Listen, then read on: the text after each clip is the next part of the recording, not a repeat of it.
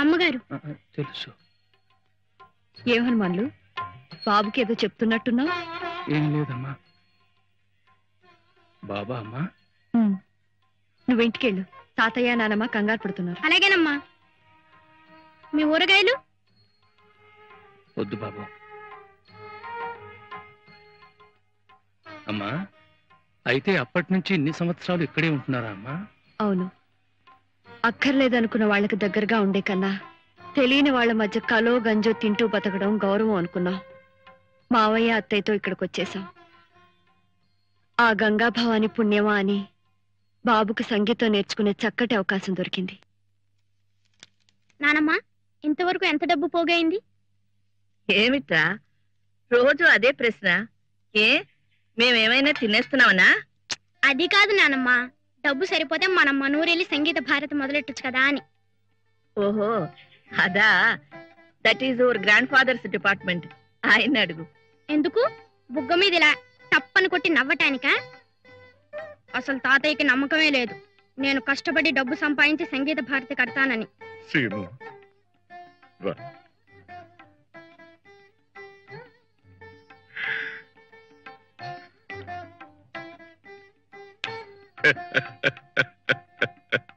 వాళ్లతో ఘర్షణ పడిన తర్వాత పైకి కనిపించకపోయినా మామయ్య గారి మనసు బాగా దెబ్బతింది. వాతావరణం మారిస్తే మంచిదని కాశీకి వెళ్ళిపోయాం. బాబు అక్కడే పుట్టాడు. ఆ తర్వాత మామయ్య గారి స్నేహితుడు, ఆయనకి కళలంటే చాలా ఇష్టం, ఆయన కనిపించి ఇక్కడికి తీసుకొచ్చేశారు. అప్పటి నుంచి ఇక్కడే ఉన్నాం. క్షణక్షణం ఒంటరితనంలో ఉండే ఒడిదుడుకులు ఎదుర్కొంటూ బ్రతకటానికి కావలసిన ఓర్పు సహనం నేర్చుకుంటూ ఇలా కాలం గడుపుతున్నాను. కట్టుకున్న భర్తకి దూరమై పాపమే చేశాను. ఆ పుణ్య దంపతులకు సేవ చేస్తూ పుణ్యమే చేస్తున్నాను. ఆ దైవమే నిర్ణయించాలి.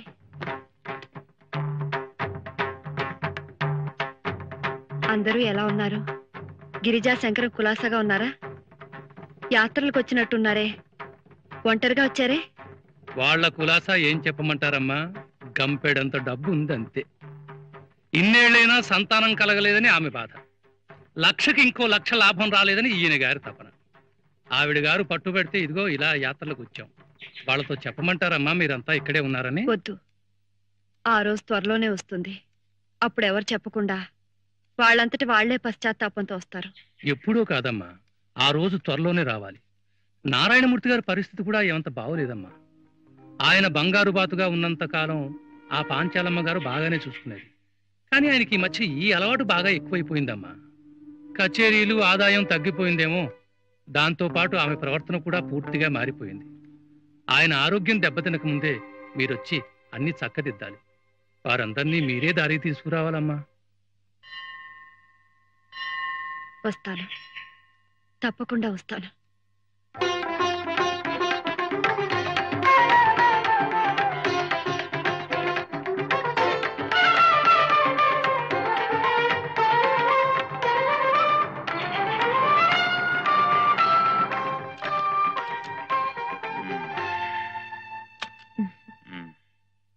పోనీ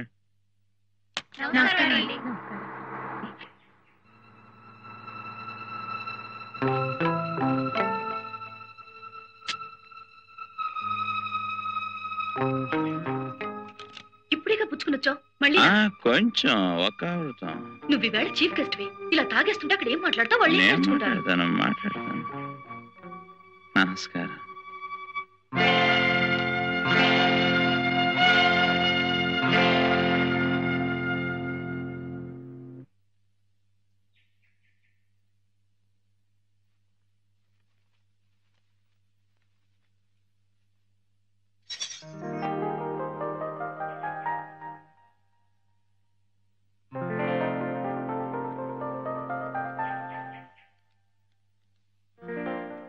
ఇదేనా ఇల్లు? అవునమ్మా, మీరు కోరినట్టుగానే పక్కనే దొరికింది ఇల్లు. ఇంటికి ఆయన పక్క వీధిలోనే ఉన్నాడు. నేను వెళ్ళి తాళాలు తెస్తాను, మీరు లోపలికి పదండి.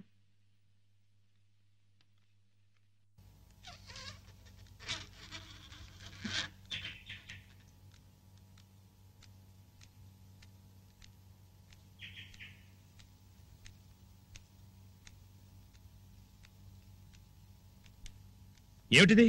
ఆ వెధవ ఎవడో ప్రోగ్రామ్ అడిగితే నువ్వు ఒప్పేసుకున్నావట? వెధవ కాబట్టి నీ ప్రోగ్రాం కావాలంటున్నాడు. అసలు మన సంగతి తెలిసి ఎవరిస్తారు? నువ్వు కరెక్ట్ గా వస్తావో రావో తెలీదు, వచ్చినా పాడతావో లేదో తెలీదు. వెధవ మూడ్సు నువ్వు. అందుకని ఆర్గ్యుమెంట్స్ అనవసరం. అడ్వాన్స్ కూడా తీసుకున్నాను, వెళ్ళి తీరాల్సిందే.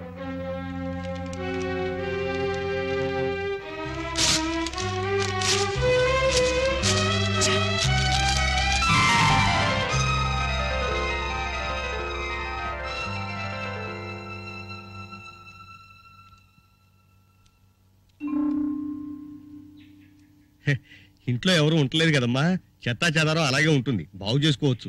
ఇంటి వాళ్ళతో మాట్లాడొచ్చాను, మీరు కూడా ఒకసారి ఇల్లు చూసి ఏం చూడక్కర్లేదు, బాగానే ఉంది. నువ్వు వెళ్ళి బాబుని సామాన్లు తీసుకురా. అలాగేనమ్మా. అందుకే అన్నారు జనని జన్మభూమిశ్చ స్వర్గాదపి గరీయసి అని. మళ్ళీ ఈ గాలి, ఈ నీరు, ఈ వాతావరణం చూస్తుంటే ఇంకో జన్మెత్తినట్టుగా ఉందయ్యా రంగయ్య. మళ్ళీ ఇక్కడికి రావాలన్న కోరిక కలిగింది, అదే 10,000 బాబు. అంతా నీ మనవరాలు సంకల్పం. ప్రస్తుతం మేమంతా నిమిత్త మాత్రం. కర్త కర్మ క్రియ అంతా సీతే. ఏమిటో ఈ ఏడాది ఎండలు చాలా విపరీతంగా ఉన్నాయి కదా. ఇక్కడ సాయంకాలం నేను రావడానికి లేట్ అవుతుంది. ఓపికంటే మీరు వంట చేయండి, లేకపోతే క్యారేజీ తెప్పించండి. ఓకే?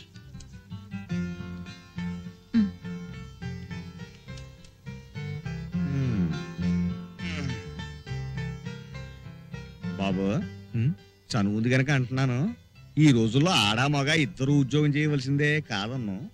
కానీ కేవలం ఆడదాని సంపాదన మీదే మగాడు ఆధారపడితే అవ్వా ఏం గౌరవంగా ఉంటుంది బాబు. నిజమేనయ్యా, కానీ ఏం చేయమంటావు? సరైన ఉద్యోగమా దొరకటలేదు, ఉన్న సంగీతం ఉపయోగపడలేదు. మీరు ప్రయత్నం చేస్తేనే కదా. నాకు తెలిసిన విద్వాంసుడికి పక్క వైద్యం అవసరం ఉందిట, రండి కనుక్కుందాం. బానే ఉంది కానీ అతను ఎంత పెద్ద విద్వాంసుడో ఏమిటో. మనమా వయలును ముట్టుకుని ఎన్నో ఏళ్ళైపోయింది. తీరా ఆయన పక్కన కూర్చున్న తర్వాత కాలు చెయ్యి ఆడకపోతే ఆ విషయం వారికి ముందే మనం చేసుకుంటాం, వారే ధైర్యం చెబుతారు. ఆ తర్వాత కాలు చేతులు వాటంతా అవే ఆడతాయి. అమ్మ త్వరలోనే నా చేత ఇక్కడ ఒక కచేరీ పెట్టించడానికి అన్ని ఏర్పాట్లు చేస్తోంది. అన్ని అనుకున్నట్లు జరగగానే తెలియపరుస్తాను. అంతేనా, ఇంకేమన్నా రాయాలా?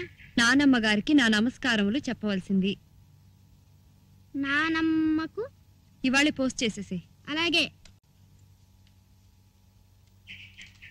బాబు ఎక్కడికి? ఉత్తరం పోస్ట్ చేయడానికి. నేనేస్తాను, నువ్వురా. రండి బాబు, కూర్చోండి బాబు. అలాగే. అమ్మా,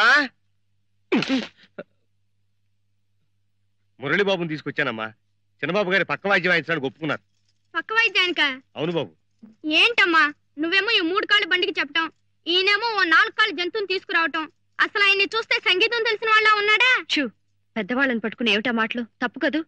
మనిషిని చూసి చెప్పగలవా ఎవరిలో ఎంత విద్వత్తుందో? అయితే నిన్ను చూసి వాళ్ళేమనుకోవాలి? రామదాసు, మన గురించి మురళికి ఏం చెప్పలేదుగా? లేదమ్మా. అలా తెలియకుండానే ఉండాలి. అలాగే బాబు, మీరు ఇక్కడే ఉండండి, నేను వెళ్ళి అర్జెంట్గా ఈ ఉత్తరం పోస్ట్ చేసి వస్తాను. ఇప్పుడు అర్థమైందా ఆయన ఎవరు? మరైతే నాకు బాబాయ్ అవుతాడు, ఆయనతో ఎందుకు చెప్పొద్దంటావు? చెప్పే అవసరం వస్తుంది, అప్పుడు నేనే చెప్తాను. నువ్వు మాత్రం అతనితో చాలా మర్యాదగా ఉండాలి.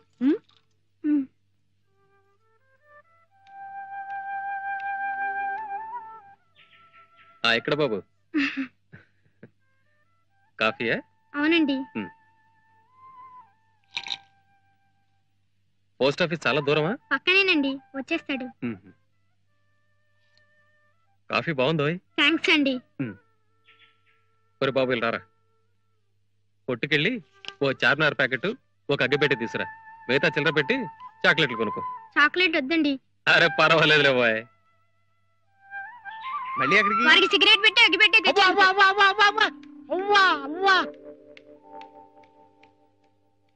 ఒక పండితుడి దగ్గర పక్క వాయిద్యం వాయించే లక్షణమేనా ఇది?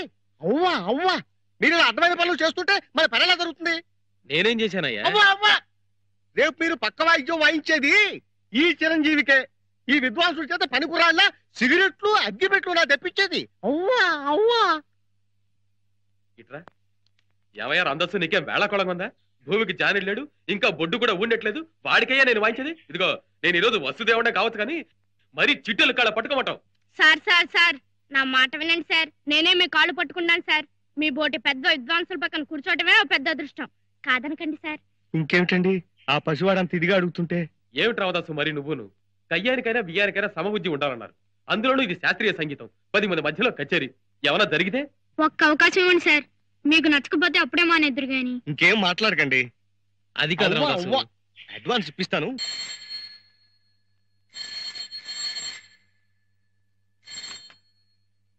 హలో, ఎవరు? పాంచాలమ్మ గారా? నమస్కారం అమ్మా. నేను హనుమాన్లు. నారాయణమూర్తి గారు ఉన్నారా అమ్మా? ఉన్నారు. కొంచెం పిలుస్తాను. వస్తున్నారమ్మా.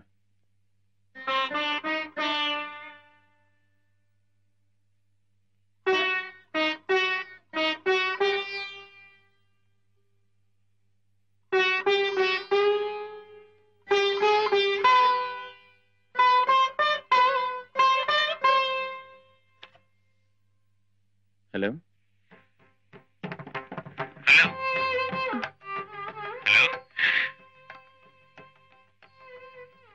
హలో హలో, ఎవరండి? మీకేం కావాలి? మీతో చిన్న పనుంది. కచేరీ విషయం అయితే నాకు ఇప్పుడు వీలు పడదు, కుదరదు. అది కాదండి, చిరంజీవి శ్రీనివాస్ మా అబ్బాయి మొదటిసారిగా కచేరీ ఇస్తున్నాడు. మేము ఈ ఊరు కొత్త. ఇక్కడ విచారిస్తే మీలాంటి పండితుల సమక్షంలో జరిగితే బాగుంటుందని చెప్పారు. అందుకని మీరు దయచేసి అంగీకరించాలి. ఐఎమ్ సారీ, నాకు ఇలాంటి సమక్షాలు పరోక్షాలు ఇష్టం లేదు. దయచేసి ఇంకెవరినైనా చూసుకోండి.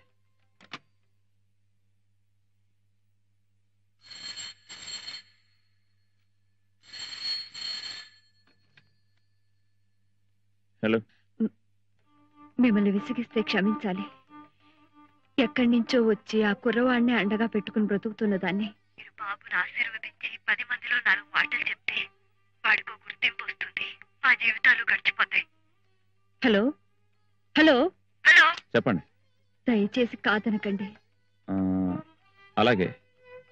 ప్రోగ్రాం ఎక్కడన్నారు? ఎప్పుడు? వస్తాను. తప్పకుండా వస్తారు కదా? వస్తానంటే వస్తాను.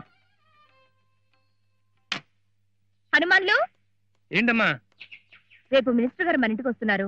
ఇంకో అరగంట ఆలస్యం అయ్యేలా ఉంది. నువ్వు ఇంటికి నీ డాడీతో. అది కాదమ్మా, మినిస్టర్ గారి ప్రోగ్రాం ఎల్లుండి పెట్టుకుంటే మంచిది. ఎందుకు? మనం తీర్థయాత్రకి వెళ్ళినప్పుడు ఓ బుజ్జి బాబుని చూసాం, చిరంజీవి శ్రీనివాస్. గుర్తుందా మీకు? అవునయ్యా, ఆ బుజ్జి మొహం వాడును ఇంకా కళ్ళలో కదులుతున్నాడు. అతగాడు ఇప్పుడు ఇక్కడే ఉంటున్నాడమ్మా. అలాగా? రేపు రాత్రికి ప్రోగ్రాం. మీ ఎక్కడ? బావగారు నారాయణమూర్తి గారు ముఖ్య అతిథి. అవునా? సభకు నమస్కారములు. ఈనాడు చిరంజీవి షణ్ముఖ శ్రీనివాస్ కార్యక్రమానికి ముఖ్య అతిథిగా విచ్చేసిన ప్రముఖ సంగీత విద్వాంసులు శ్రీ నారాయణమూర్తి గారికి, వారి సోదరులు ప్రముఖ వాణిజ్యవేత్త శ్రీ శంకరం గారికి మా కృతజ్ఞతలు. కొద్దిసేపట్లో కార్యక్రమం ప్రారంభమవుతుంది.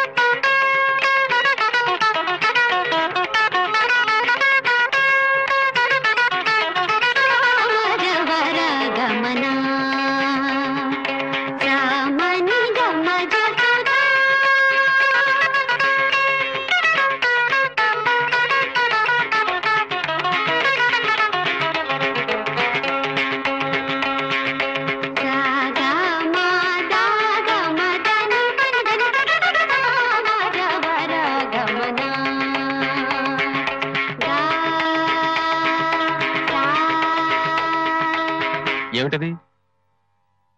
కాంతారాన్ని షడ్జమం చేశాను. ఓహో, శుద్ధ సావేరు చేసావా? సరే కానీ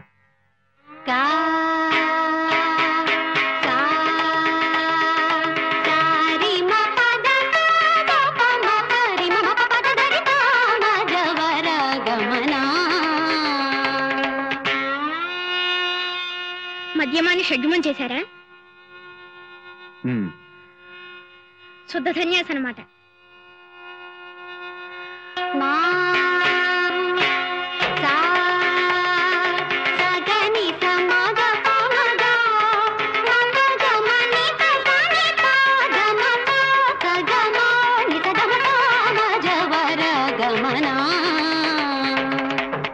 దైవతాన్ని షడ్జమం చేయి.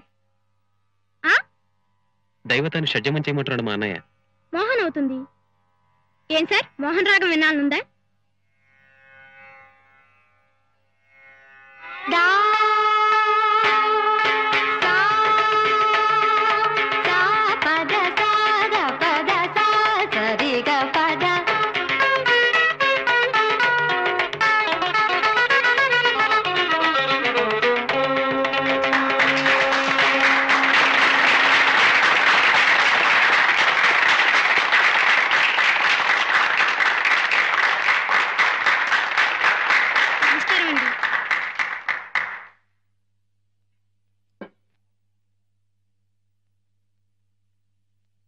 కచేరీ పూర్తి కాకుండానే సభ మధ్యలో మాట్లాడుతున్నందుకు క్షమించాలి. నా ఆనందాన్ని ఆపుకోలేకొచ్చేశాను. మేము చాలా కచేరీలు చేశాం, చాలా సన్మానాలు అందుకున్నాం. కానీ ఇంత చిన్న వయసులోనే ఈ చిరంజీవి షణ్ముఖ శ్రీనివాస్ చూపిన ప్రతిభ, ప్రజ్ఞ మరెవరికీ రాదు. అది దైవానుగ్రహం. ఈ సభకు ముఖ్య అతిథిగా నన్ను రమ్మని వీళ్ళ తల్లిగారు కోరినప్పుడు నేను వీలు కాదని చెప్పాను. నేను నిజంగా రాకపోయి ఉంటే ఈ మహత్తర అవకాశాన్ని జారవిడుచుకునేవాణ్ణి. నేను తగిన ఏర్పాట్లతో రాలేదు, క్షమించాలి. ఈ చిరంజీవి నాకు కలిగించిన సంతోషానికి గుర్తుగా ఈ చిన్న బహుమతి ఇస్తున్నాను.